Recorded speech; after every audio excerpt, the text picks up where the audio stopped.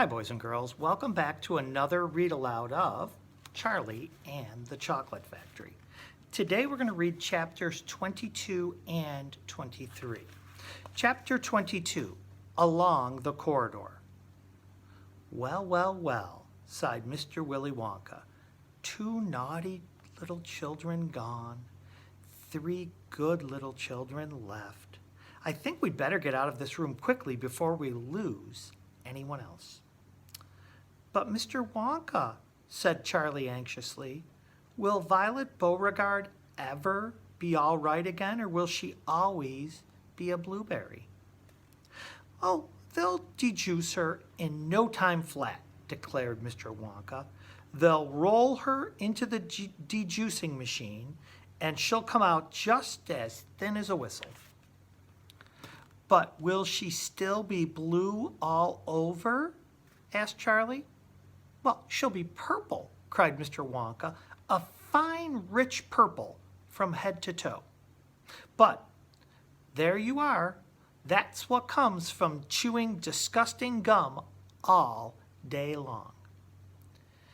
If you think gum is so disgusting, said Mike TV, then why do you make it in your factory? I do wish you wouldn't mumble, said Mr. Wonka. I can't hear a word you're saying. Come on, off we go. Hurry up, follow me. We're going into the corridors again. And so saying, Mr. Wonka scuttled across the far end of the inventing room and went out through a small secret door hidden behind a lot of pipes and stoves. The 3 remaining children, Veruca Salt, Mike TV, and Charlie Bucket, together with the 5 remaining grown-ups, followed after him. Charlie Bucket saw that they were now back in one of those long pink corridors with many other pink corridors leading off of it. Mr. Wonka, corridor, by the way, boys and girls, means hall. Mr. Wonka was rushing along in front, turning left and right and left, and Grandpa Joe was saying, "Keep a hold of my hand. Keep a good hold of my hand, Charlie. It would be terrible to get lost in here." By the way, here is a picture of Mr. Wonka leaving the inventing room. Mr. Wonka was saying, "No time for any more messing about. We'll never get anywhere at the rate we've been going." And on he rushed down the endless pink corridors with his black top hat perched on top of his head and his plum-colored velvet coattails flying out behind him like a flag in the wind. They passed another door, then another and another. There were doors every 20 paces or so along the corridor now, and they all had something written on them. And strange clanking noises were coming from behind several of them. And delicious smells came wafting through the keyholes, meaning came like flowing out through the keyholes, and sometimes little jets of colored steam shot out from the cracks underneath the doors. Grandpa Joe and Charlie were half running and half walking to keep up with Mr. Wonka, but they were able to read what it said on quite a few of the doors as they hurried by. Edible marshmallow pillows, it said on one. "Marshmallow pillows are terrific," shouted Mr. Wonka as he dashed by. "They'll be all the rage when I get them into the shops. No time to go in, though. No time to go in." "Lickable wallpaper for nurseries," it said on the next door. "Lovely stuff. Lickable wallpaper," cried Mr. Wonka, rushing past. "It has pictures of fruit on it. Bananas, apples, oranges, grapes, pineapples, strawberries, snoozeberries." "Snoozeberries?" said Mike TV. "Don't interrupt," said Mr. Wonka. "The wallpaper has pictures of all of these fruits printed on it. And when you lick the picture of a banana, it tastes like a banana. When you lick a strawberry, it tastes of strawberry. And when you lick a snoozeberry, it tastes just exactly like a snoozeberry. But what does a snoozeberry taste like?" "You're mumbling again," said Mr. Wonka. "Speak louder next time, and on we go. Hurry up, hurry up." hot ice cream for cold days, it said on the next door. Extremely useful in the winter, said Mr. Wonka, rushing on. Hot ice cream warms you up in no end in freezing weather. I also make hot ice cubes for putting in hot drinks. Hot ice cubes makes hot drinks hotter. Cows that give chocolate milk, it said on the next door. Ah, my pretty little cows, cried Mr. Wonka. How I love those cows. But can't we see them? Asked Veruca Salt. Why do we have to go rushing on past all these lovely rooms? We shall stop in time, called out Mr. Wonka. Don't be so madly impatient. Fizzy lifting drinks, it said on the next door. Oh, those are fabulous, cried Mr. Wonka. They fill you with bubbles, and the bubbles are full of a special kind of gas. And this gas is so terrifically lifting that it lifts you right off the ground, just like a balloon. And you go up until your head hits the ceiling, and there you stay. But how do you come down again? Asked little Charlie. You do a burp, of course, said Mr. Wonka. You do a great big rude burp, and up comes the gas, and down comes you. But don't drink it outdoors. There's no knowing how high you'd be carried if you did that. I gave some to an old Oompa Loompa once out in the backyard, and he went up, up, up, and disappeared out of sight. It was very sad. We never saw him again. He should have burped, Charlie said. Oh, of course he should have burped, said Mr. Wonka.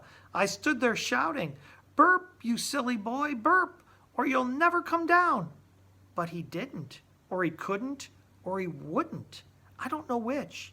Maybe he was too polite. He must be on the moon by now. On the next door it said, square candles that look round. Wait! Cried Mr. Wonka, skidding suddenly to a halt. I am very proud of my square candles that look round. Let's take a peek. Chapter 23, Square Candles That Look Round. Everybody stopped and crowded to the door. The top half of the door was made of glass. Grandpa Joe lifted Charlie up so that he could get a better view, and looking in, Charlie saw a long table, and on the table there were rows and rows of small white square-shaped candles. The candles looked very much like square sugar cubes or lumps, except that each of them had a funny little pink face painted on one side. At one end of the table, a number of Oompa Loompas were busy painting more faces on more candles. There you are, cried Mr. Wonka. Square candies. I keep saying candles. It's candies. Whew. Square candies that look round. But they don't look round to me, said Mike TV. They look square, said Veruca Salt. They look completely square. But they are square, said Mr. Wonka. I never said they weren't. You said they were round, said Veruca Salt. I never said anything of the sort, said Mr. Wonka. I said they looked round. Well, they don't look round, said Veruca Salt. They look square. They look round, insisted Mr. Wonka. They most certainly do not look round, cried Veruca Salt. Veruca, darling, said Mrs. Salt, pay no attention to Mr. Wonka. He's lying to you. My dear old fish, said Mr. Wonka, go and boil your head. I don't think that's a nice thing to say. Not sure what it means, but... How dare you speak to me like that, shouted Mrs. Salt. Oh, do shut up, said Mr. Wonka. Now watch this. He took a key from his pocket and unlocked the door and flung it open. And suddenly, at the sound of the door opening, all the rows and rows of little square candies looked quickly round to see who was coming in. The tiny faces actually turned toward the door and stared at Mr. Wonka. There you are, he cried triumphantly. They're looking round. There's no argument about it. They are square candies that look round. By golly, he's right, said Grandpa Joe. Come on, said Mr. Wonka, staring off down the corridor again. On we go. We mustn't dawdle, which means move slowly. And look at the candies.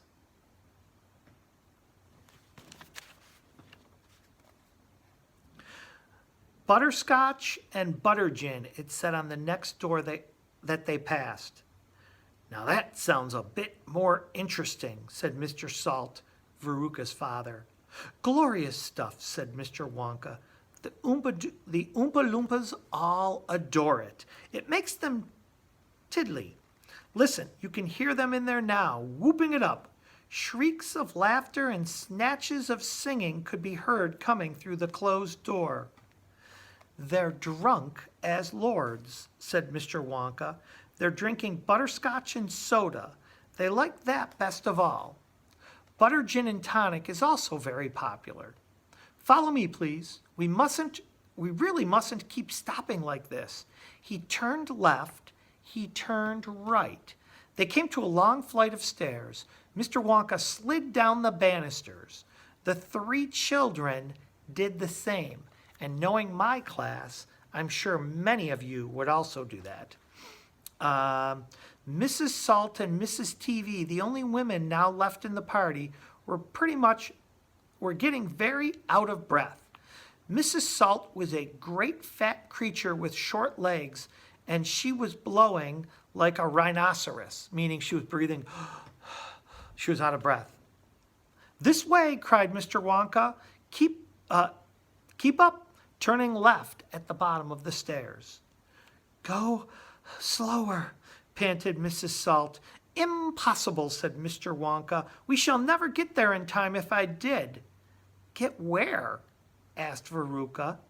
Never you mind, said Mr. Wonka. You just wait and see. And that's the end of chapter 23. Tomorrow we will read chapter 24, which is called Veruca in the Nut Room. Have a great day, boys and girls. Bye.